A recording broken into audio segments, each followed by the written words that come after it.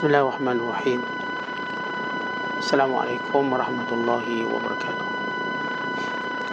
Alhamdulillahirabbil alamin. Wal 'aqibatu lil muttaqin wa la 'udwana illa 'alal zalimin. Asyhadu an la ilaha illallah wahdahu la syarika lah. Wa asyhadu anna Muhammadan 'abduhu wa rasuluh. Allahumma salli wa sallim wa barik ala sayyidina Muhammad wa ala alihi wa sahbihi ajma'in wa ba'du. Qala al-musannifu rahimahullahu ta'ala wa nafa'ana Allahu bihi wa bi'ulumihi fid daraini amin. Berkata Imam al-Allamah Syekh Abdul Qadir Al-Jilani, semoga Allah Ta'ala merahmatinya dan kita mendapat manfaat serta barakah ilmunya. Diceritakan daripada Amirul Mukminin Al-Mu'tasim Billah rahimahullahu ta'ala, ketika hendak menghembuskan nafasnya yang terakhir, dia berkata, demi Allah, sesungguhnya aku bertaubat kepada Allah Azza wa Jalla dari apa yang aku lakukan terhadap Ahmad bin Hanbal radhiyallahu ta'ala anhu. Meskipun aku bukan orang yang berkuasa pada waktu itu, tetapi yang berkuasa pada waktu itu ialah orang lain. Wahai orang yang lemah, tinggalkan bicara yang tiada berguna buat dirimu. Jangan ta'assub dalam bermazhab, tetapi bekerja dengan sesuatu yang mendatangkan manfaat bagi dirimu di dunia dan di akhirat. Engkau akan melihat dalam masa yang dekat apa yang aku katakan, dan engkau akan ingat baik-baik nasihatku ini. Cuba gambarkan bila engkau berada depan pemancung yang di tangannya pedang, padahal di kepalamu tiada topi besi yang boleh menyelamatkanmu dari pancungannya. Betapa banyak luka-luka yang bakal menimpamu. Kosongkan hatimu dari segala kerungsingan dunia, kerana nanti engkau akan dipertanggungjawabkan dari tiap-tiap satu daripadanya dalam sedikit masa lagi. Jangan terlalu menuntut kemewahan hidup dunia ini, tetapi biarkan dia sahaja, dan apa yang bermanfaat akan jatuh ke dalam tanganmu. Nabi SAW bersabda, Al-aisyu aishul akhirah. Kehidupan yang hakiki itu ialah kehidupan di akhirat. Pendekkan cita-citamu dengan sifat kezuhudan yang dilengkapi pada dirimu kini di dunia. Kerana sesungguhnya zuhud itu kesemuanya dengan memendekkan cita-cita. Tinggalkan semua teman-teman yang jahat. Putuskan kemesraan yang ada di antaramu dengan mereka. Lalu kamu adakan pertalian persahabatan di antara kamu dengan para salihin. Putuskan teman karibmu jika dia tergolong teman yang jahat, dan pertalikan temanmu yang jauh jika dia tergolong teman yang baik. Siapa yang engkau berbaik-baik dengannya akan menjadi umpama kerabatmu sendiri. Sebab itulah engkau harus pilih siapa yang patut dijadikan teman yang sekaligus dipandang sebagai kerabat, yakni keluargamu sendiri. Ada orang bertanya, apa artinya kerabat itu? Jawabnya kemesraan. Tinggalkanlah memohon apa yang sudah menjadi kebahagiaanmu dan memohon apa yang belum dijadikan bahagianmu. Adapun memohon apa yang sudah dijadikan bahagianmu akan menghadapi susah dan sukar. Manakala memohon apa yang belum menjadi bahagianmu adalah kutukan dan kecewa. Sebab itu Nabi SAW bersabda, min jumlati uqubatillahi li'abdihi talabu ma lam yuqsam lahu. Termasuk kiraan seksa Allah Ta'ala kepada hambanya ialah memohon apa yang belum menjadi bahagiannya sendiri. Muslimin dan muslimat dan penonton yang dirahmati Allah sekalian, Syekh Abdul Qadir Al-Jilani mengajak kita untuk merenung dan bermuhasabah. Menjadikan apa yang kita dengar, apa yang kita lihat, tauladan dalam kehidupan. Betapa amat perlu kita kepada perkara tersebut. Kerana kalau kita lihat, hari yang kita lalui cuma hari ini dan esok. Hari semalam semuanya ialah tauladan, muhasabah, peringatan. Hari ini ialah hari kehidupan, hari esok ialah cita-cita yang belum tahu datang.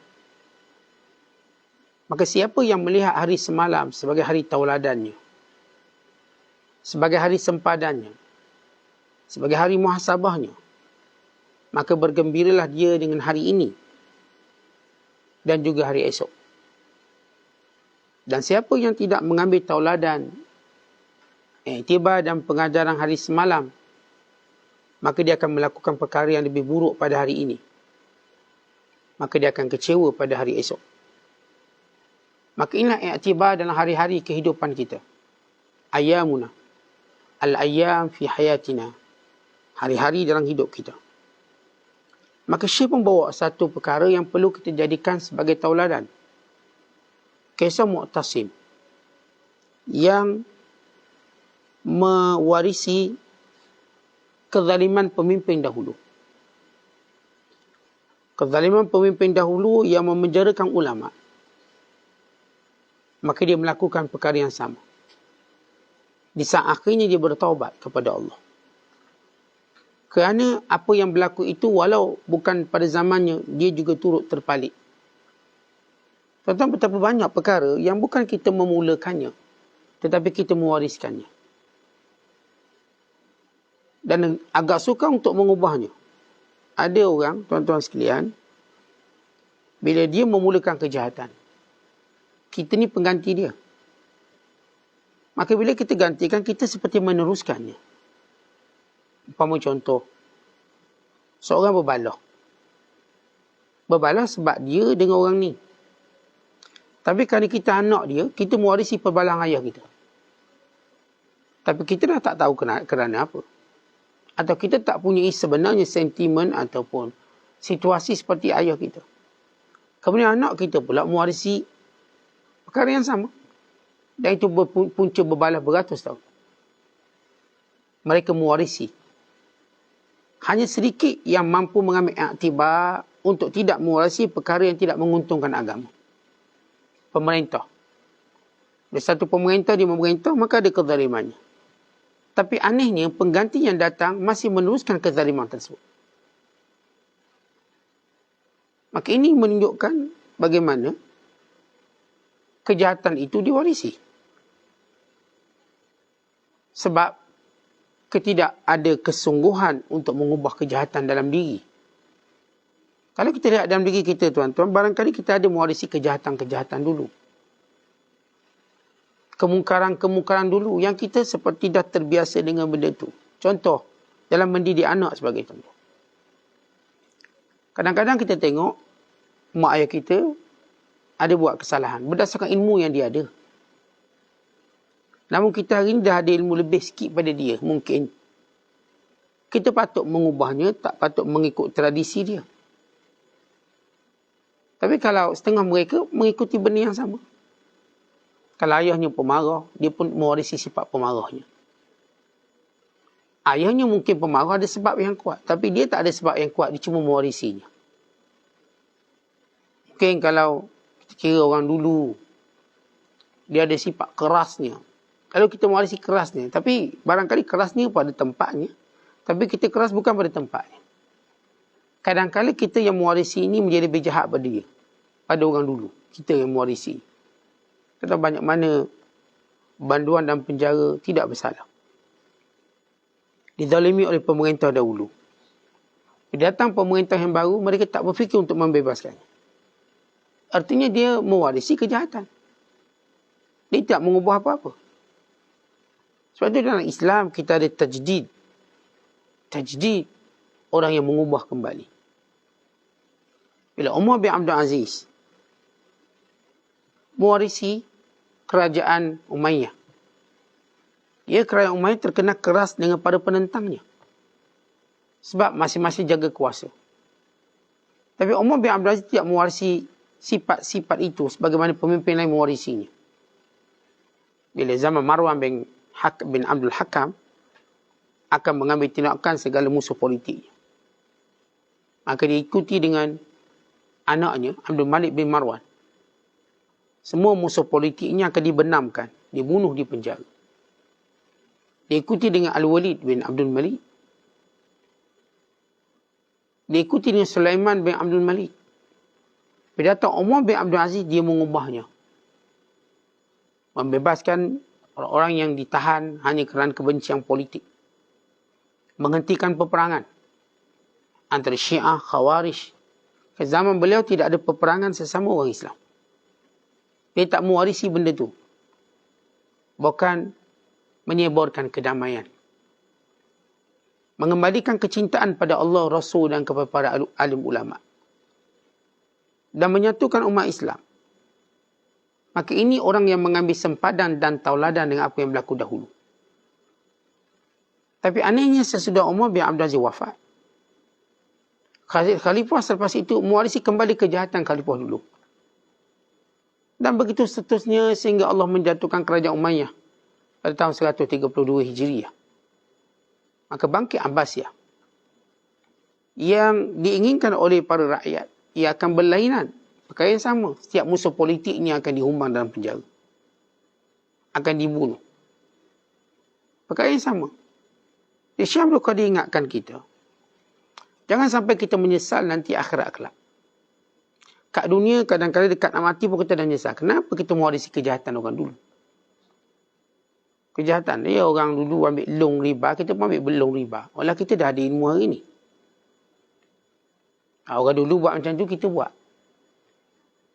Kadang kita kena lihat yang dulu buat, sama ada kita mewarisi kuasa dia, atau kita mewarisi keturunannya, atau kita mewarisi kekayaannya, maka kita perlu ubah cara hidup kita. Sebelum kita menyesal di akhirat kelak.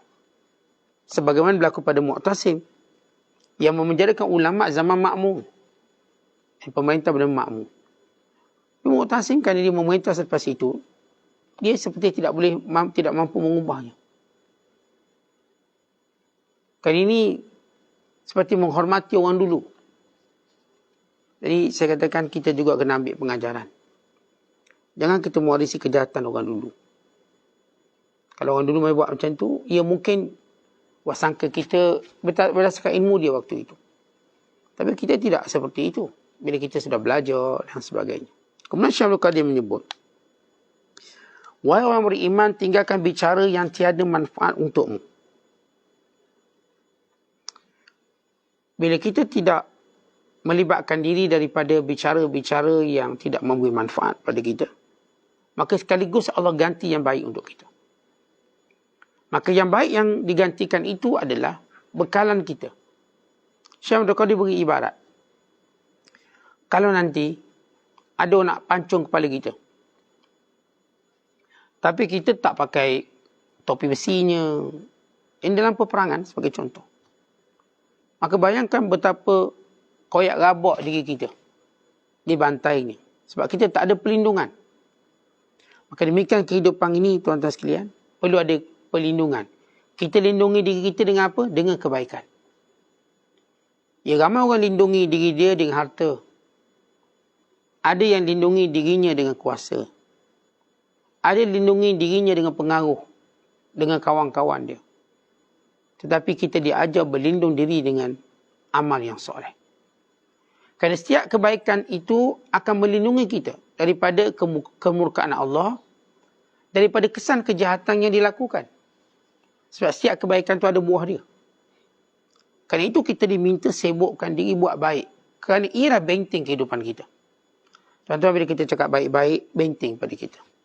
Kan orang tua-tua kita sebut, sebab mulut badan binasa. Maka dengan kita kata baik, badan kita pun selamat. Dengan doa-doanya, dengan zikir-zikirnya, dengan kata-kata yang baiknya. Kita solat, kita jaga ibadat, maka itu kan benteng. Bukankah solat malam tu benteng, solat duha tu benteng? Bukankah salat sunat rawatib itu benteng? Bukan salat fardu itu sendiri benteng? Bukankah baca Quran itu benteng?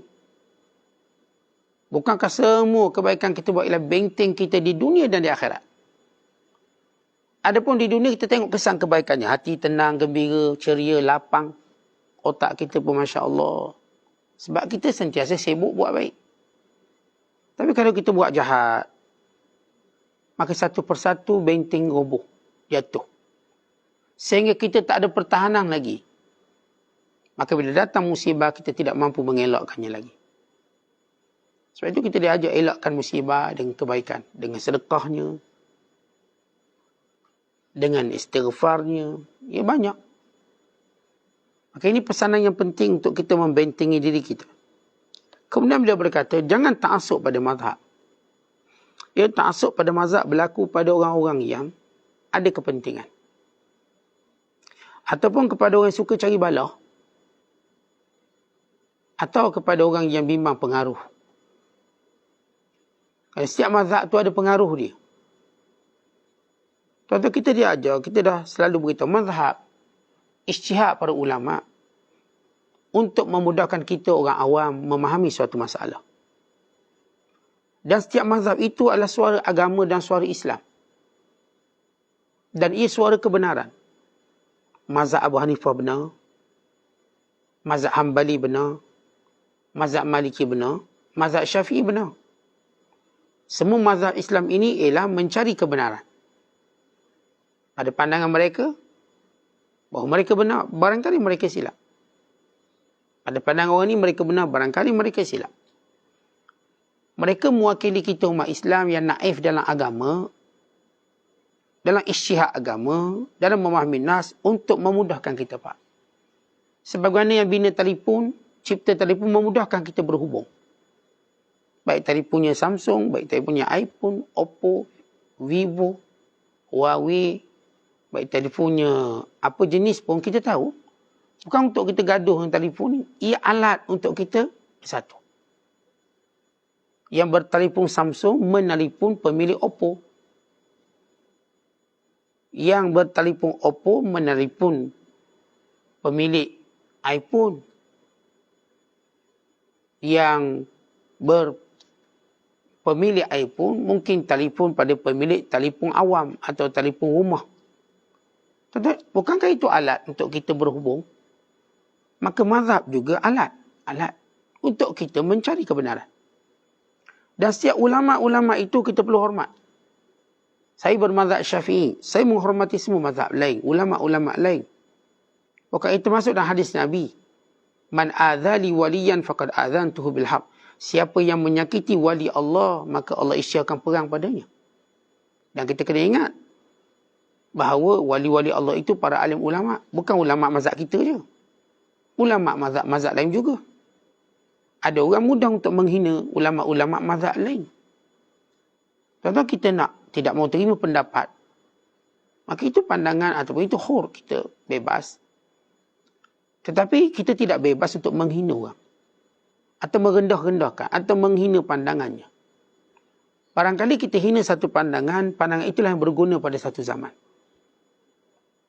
Benda ini ulama-ulama yang musif. Yang Isa tahu. Bahawa mazhab bukanlah bom jangka perbalahan. Tapi ada orang menjadikan mazhab sebagai bom jangka untuk berbalah. Lalu memperbodohkan pandangan orang lain. Cuma pandangannya betul. Maka ini satu kesalahan yang besar dalam ta'assub mazhab. Katakan semua, saya menyanjungi Imam Abu Hanifah, wali Allah. Imam Ahmad bin Hanbal, wali Allah. Imam Malik bin Anas, saya bertaraddi pada mereka, radhiyallahu anhu, rahimahullah. Kita menyanjung semua ulama-ulama mazhab ini. Kita menyayangi, menyintai mereka sebagaimana kita sayang tok guru kita. Tuan-tuan jangan sayang tok guru tuan-tuan kemudian musuh tok guru orang lain. Dia dah jadi macam Bani Israel. Dia cuma sayang Nabi ni, dibenci Nabi tu. Kerana semua para ulama waris Nabi. Innamal ulama warasatul anbiya. Kalau saya katakan kita tak berpegang pada pandangan ulama tersebut, tak ada masalah apa-apa. Saya nak pegang pandangan guru saya, Ustaz. Saya rasa lebih kuat, lebih tepat. Ya, silakan. Tapi jangan ta'assub. Ta'assub dengan cara menghina ulama lain, menghina mazhab lain, memperbodohkan pandangan lain. Maka kita insya-Allah berusaha untuk cari kebenaran melalui guru-guru kita ini. Mereka juga mencari kebenaran melalui guru-guru mereka. Dan setiap orang berusaha ke arah itu. Maka sebab itu bila kita tahu seorang itu cinta Allah dan Rasul, maka jangan kita memusuhi dia. Dia cinta Allah dan Rasul. Ini jiran-jiran dalam syurga. Ini pesanan Imam Syekh Abdul Qadir Jilani sebut zaman kita, tuan-tuan, bila orang tak faham usul agama, maka dia mudah berbalau mazhab. Cara berperangnya seolah orang ni dah terkeluar daripada Islam. Sehingga dia selalu lupa bahawa yang mengislamkan kita kalimah la ilaha illallah.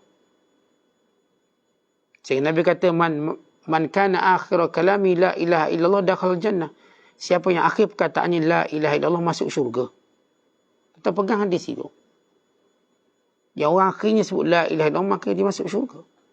Bagaimana kita nak kata dia sesat? Akhir kalamnya ialah la ilaha illallah. Maka kembali kepada faham betul-betul apa maksud mazhab dalam kehidupan kita. Maka jauhi ta'assub yang merugikan agama kita. Akhirat kelak. Kemudian kata Syekh lagi, sibukkan diri kamu dengan buat perkara yang bermanfaat dunia akhirat. Tuan-tuan, yang patut kita fikir saban hari, tiap hari ni, apa perkara yang boleh beri manfaat pada dunia dan akhirat kita? Fikirlah. Hari ni daripada subuh sampai maghrib akan datang, saya nak buat apa yang beri manfaat? Baca buku, zikir, istighfar, selawat, baca Quran, menandah ilmu, menuntut ilmu, baca dan menolong, membantu, sedekah. Setiap hari tu yang kita patut fikir. Bukan patut fikir nak musuh orang tu, nak musuh orang ni, nak gaduh orang tu, nak gaduh orang ni. Ia fikiran tak bermanfaat yang mengusingkan jiwa. Sebab setiap kali kita berfikir untuk buat baik, Allah datangkan kegembiraan dalam diri kita. Setiap kali kita fikir nak buat jahat, Allah datangkan keresahan dalam diri kita. Maka fikirlah untuk setiap hari buat baik. Yang mendatangkan manfaat dunia dan akhirat. Fikir, untuk akhirat saya apa hari ni? Untuk dunia saya apa hari ni? Oh, saya nak berkebun hari ni. Itu manfaat duniawi saya. Oh, saya nak bersenam, nak jogging hari ni. Itu manfaat duniawi saya. Supaya sihat tu badan. Oh, saya nak bermesra dengan anak-anak saya di taman, bermain. Oh, saya nak mengembirakan keluarga saya. Kita pun tenang. Oh, hari ni saya nak berduha 4 rakaat. Saya nak baca Quran 1 juzuk. Saya nak ambil 1-2 kuliah online, lepas zuhur, lepas asar. Untuk melengkapi target saya 4 jam satu hari belajar, Ustaz. Maghrib sudah, subuh sudah, saya nak ambil zuhur dan asar 4 jam satu hari. Tetapi bila kita tengok balik jadual kita, Masya Allah, separuh hidup kita kebaikan. Separuh lagi kita rehat. Maka itu kejayaan. Dan memang Allah ajar kita turun, duduk kat dunia, sibuk diri buat baik. Allah Ta'ala menyatakan, Ya ayyuhalladzina amanu taqullaha wal tanzur nafsum ma qaddamat lighad.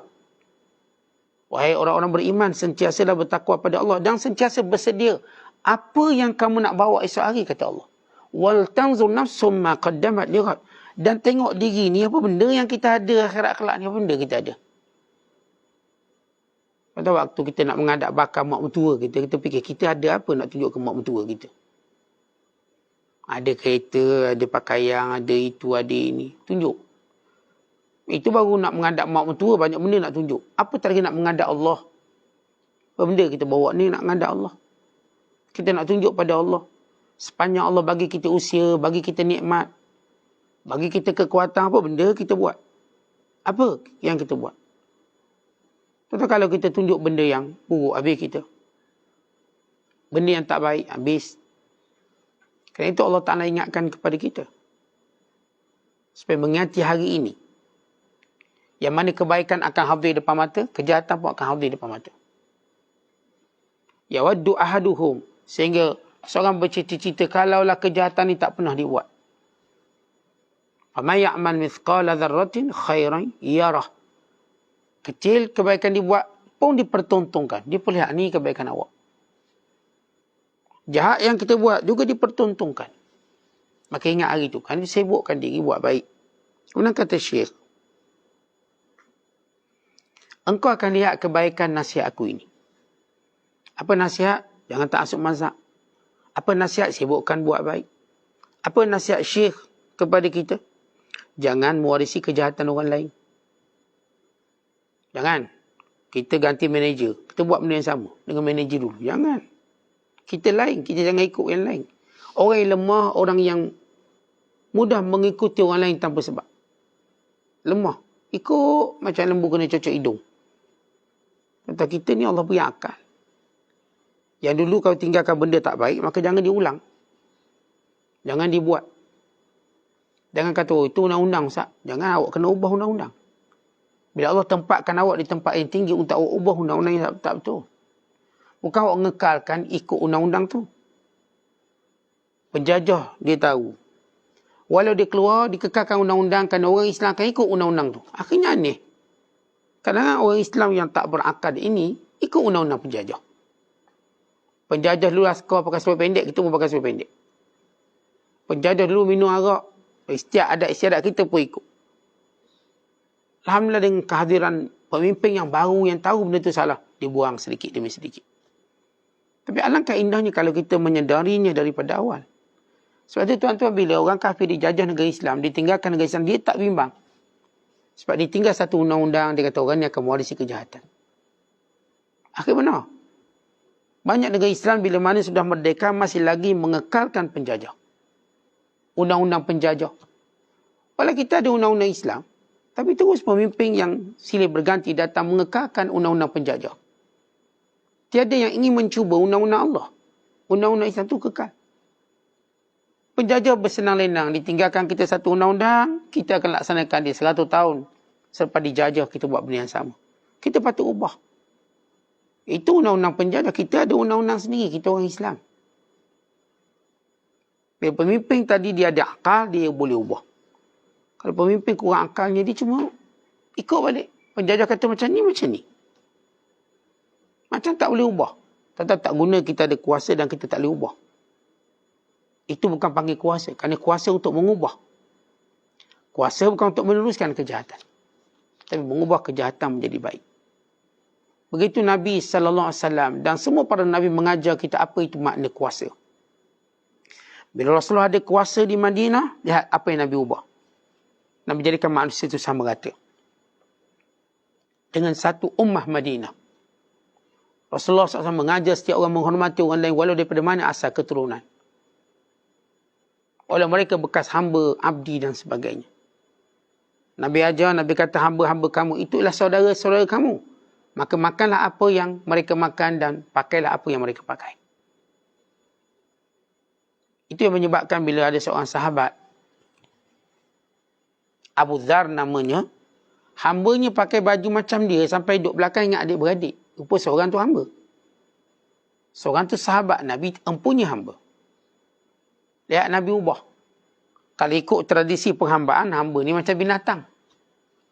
Disepak, diterajang, dipukul, diberi kerja yang banyak. Tapi datang Islam ubah, hamba itu saudara kita. Bahkan digalakkan kita merdeka dia. Lihat Abdullah bin Umar, dia merdekakan hambanya bernama Nafi'. Kemudian dikahwinkan pula dengan seorang hamba perempuan yang baik bernama Marjana. Untuk Nafi' menjadi ulama besar. Lalu menjadi pahala jariah berpanjangan kepada Abdullah bin Umar radhiyallahu ta'ala. Begitu orang Islam.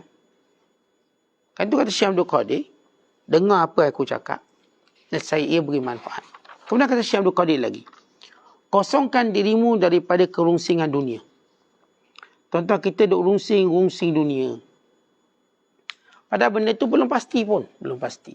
Rungsing anak-anak ni Ustaz, kita belum pasti anak kita macam mana.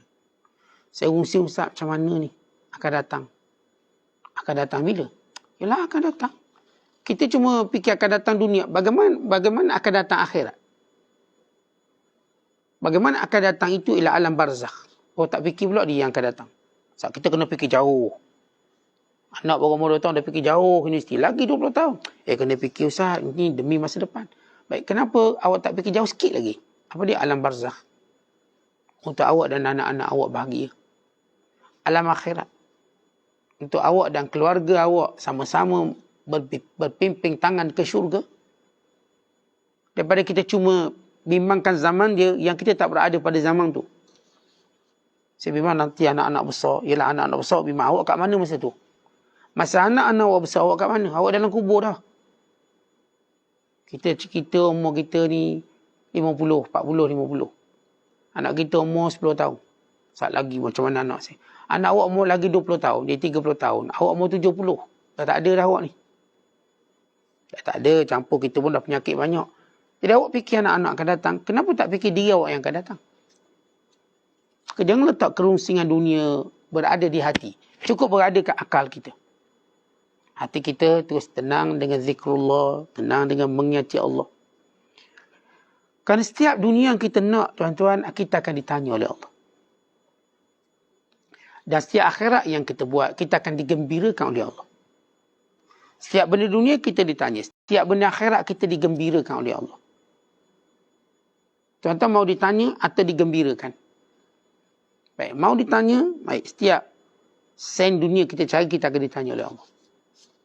Halaluha hisab, wa haramuha iqab. Yang halal dihisab, yang haram akan dihukum. Tapi kalau setiap kebaikan akhirat kita buat, kita akan digembirakan.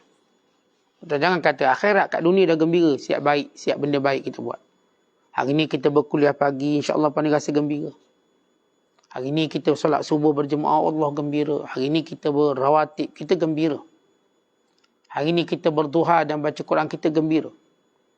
Setiap kebaikan akhirat yang kita fikir, dapat pahala. Yang kita buat, kita digembirakan. Setiap perkara dunia kita fikir, kita dirungsingkan. Dan setiap kali kita buat, kita dipertanggungjawabkan. Buatlah dunia, Tuhan akan tanya. Sebab itu buat betul-betul. Jangan sampai tersilap. Jangan sampai kita terjebak. Kemudian kata Syekh lagi, jangan terlalu menuntut kemewahan hidup di dunia. Biarkan sahaja. Biar yang bermanfaat saja datang pada kamu. Tuan-tuan, kita nak sangat kaya betul. Baik, itu fitrah manusia nak kaya betul. Tapi tuan-tuan, jangan duk fikir sangat kaya tu. Tapi apa yang Allah beri pada kita, insya-Allah bermanfaat. Kita lebih diajar untuk berusaha daripada berfikir perkara hal duniawi. Kenapa kita tak tahu apa kaya bahagian kita atau tidak? Ramai mana orang duk fikir macam-macam, bukan masuk kursus berfikir untuk jadi kaya. Dia berfikir untuk kaya. Sampai sudah tak kaya. Yang masuk kursus ni, fikir untuk kaya. Yang tak masuk kursus pula kaya. Kenapa tuan-tuan sekalian?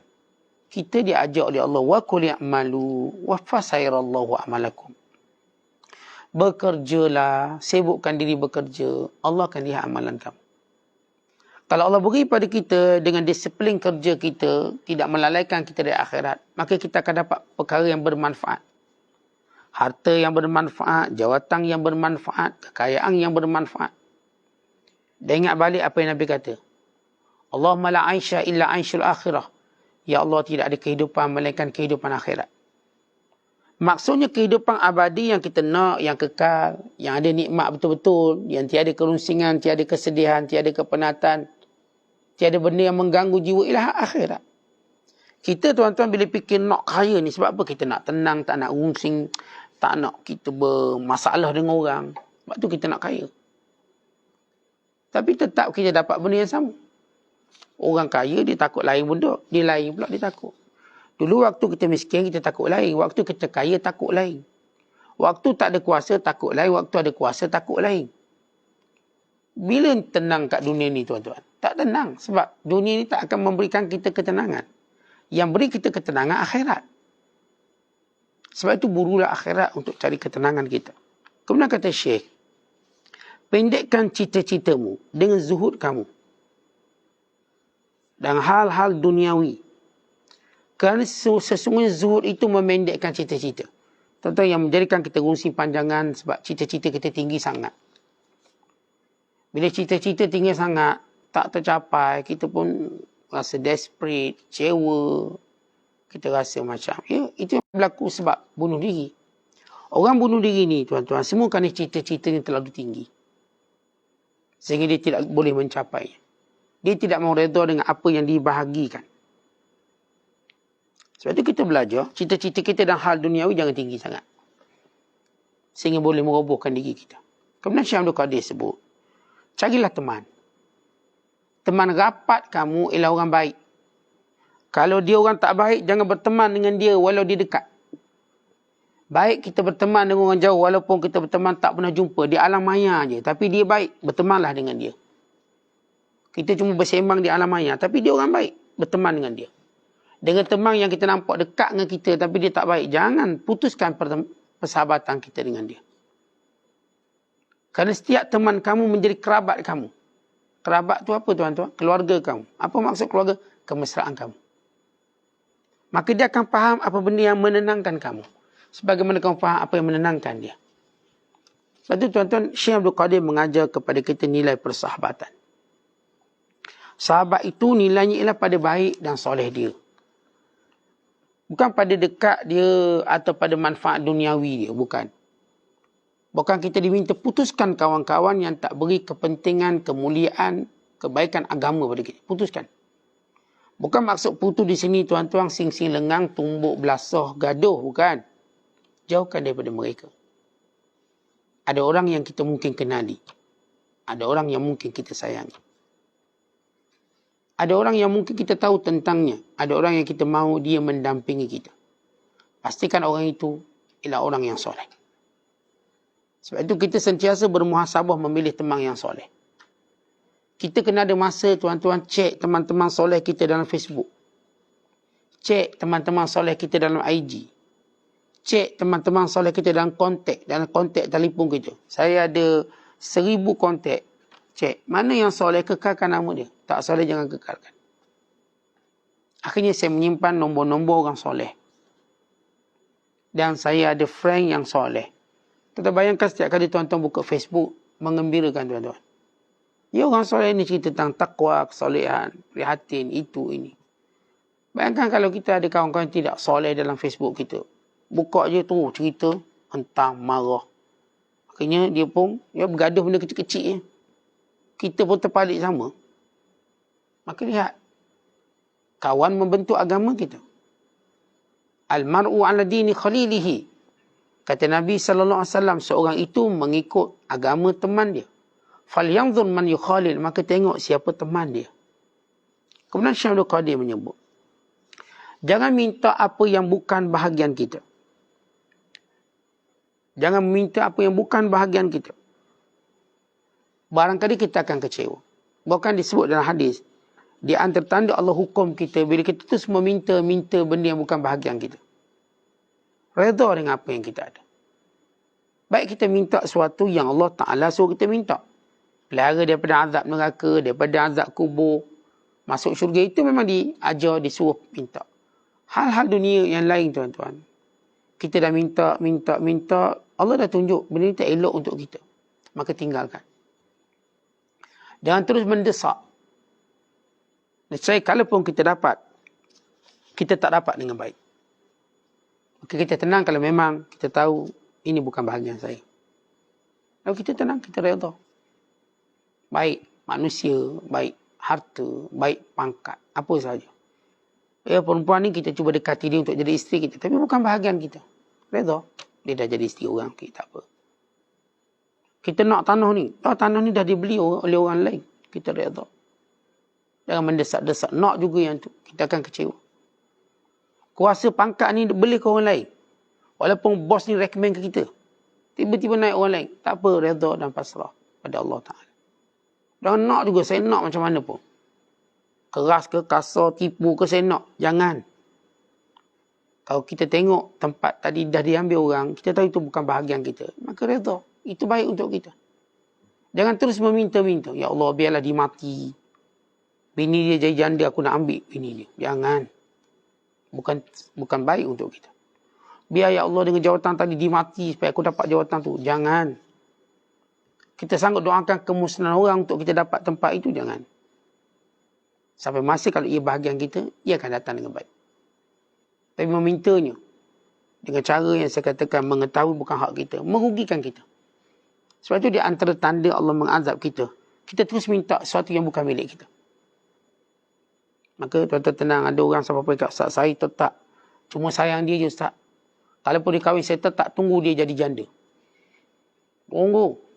Kawan tu tak janda-janda, sampai sudah. Akhir dia mati dulu. Tengok. Maka ini contoh-contoh mudah yang berlaku pada sebahagian manusia. Sampai ada satu lagu. Ada satu lagu. Saya tak hafal lah lagu tu. Tapi sahabat saya beritahu ada lagu. Saya tetap tunggumu. Tunggu macam mana pun. Untuk jadi kekasih aku. Oh, lagu ni benar-benar Allah beri dia hukuman. Untuk tu minta benda bukan milik dia. Dah tahu bukan milik kita. Saya memang nak tanah ni untuk begitu begini. Tiba datang. Bukan hak saya, tak apa. Alhamdulillah saya redha. Kita kena ingat bukan makna kalau kita dapat jadi baik untuk kita. Belum tentu. Jadi biarlah benda yang memang kita nampak milik orang, biarlah. Bukan milik kita, kita pergi pasar, tengok, buah, ranum. Tiba tangan lain dulu ambil. Ambil. Allah. Saya tengok dulu. Gaduh. Akhirnya tak dapat buah bincuk tak kepala orang seorang. Buah lain dapat. Kita tengok parking kat pasar. Kita nampak dulu ni. Penuh dari jauh ni. Steering pusing. Tiap ada orang masuk. Oh, gaduh. Tu bukan bahagian kita lah tu. Mungkin ada parking akhirnya. Tengok ada parking lebih dekat lagi. Duk gaduh parking jauh. Parking dekat ada. Sabar lalu. InsyaAllah ada bahagian lebih baik. Tentu tak ada orang mengalah dengan hal-hal duniawi. Melainkan Allah beri lebih baik. Apalah mengalah. Tak rugi apa pun kita mengalah hal dunia ni. Tak rugi. Gaduh parkingnya. Bergaduh itu. Bergaduh ini. Tak ke mana pun kita pun. Jangan letak hawa nafsu dalam memenuhi keperluan kita. Kerana hawa nafsu selalu tersilap memilih. Redha dengan apa yang Allah bahagi pada kita, itulah yang membahagiakan kita. Pesanan yang baik. Wallahu a'lam bishawab. Assalamualaikum warahmatullahi wabarakatuh.